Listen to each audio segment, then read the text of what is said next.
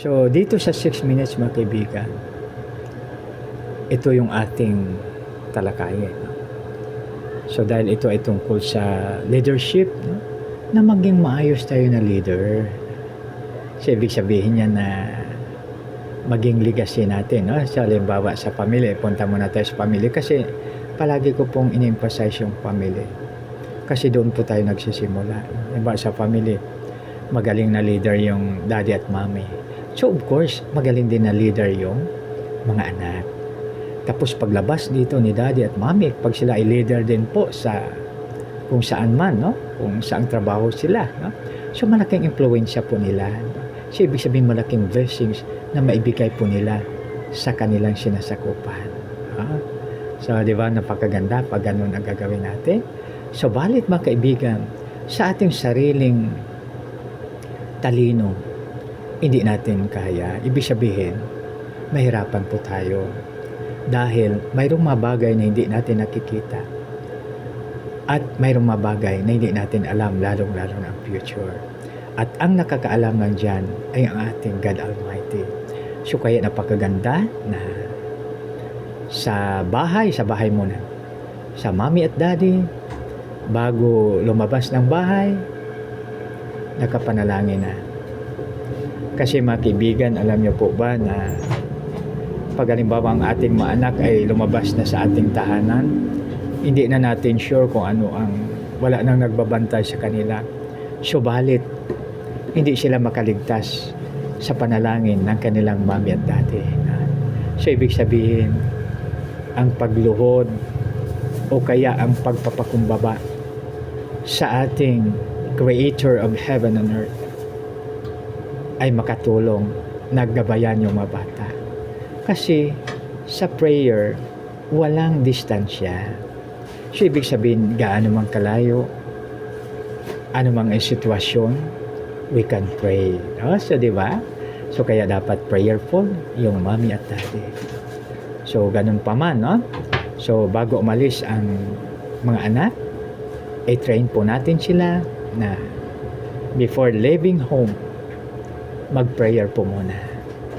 I-offer ang lahat na gagawin sa araw na yon upang magkaroon tayo ng divine guidance at saka divine intervention. So, di ba? Hindi na mag-alala yung mommy at daddy, no?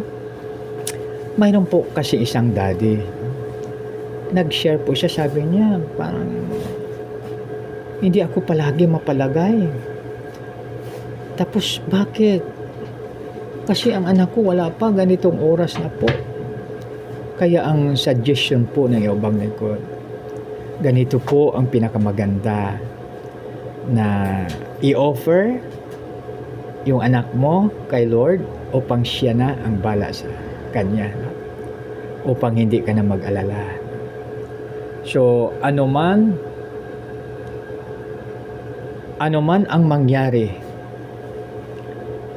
inilagak mo siya sa kanya. No? Parang tinatawag nga yan. So, whatever comes my way, our life is in the hands of our Creator. So, pag yan ang ating gagawin, walang problem. Tapos, of course, mas maganda na bago umalis ang anak, siyempre maganda na sabi natin, anak, mag-pray muna tayo. I-offer natin kay Lord yung lakad mo ngayon upang maging matagumpay. Kasi ang iyong daddy halimbawa ay walang control sa iyo, walang control sa sitwasyon. Subalit, mayroon tayong mayroon tayong Creator na may control sa lahat ng bagay.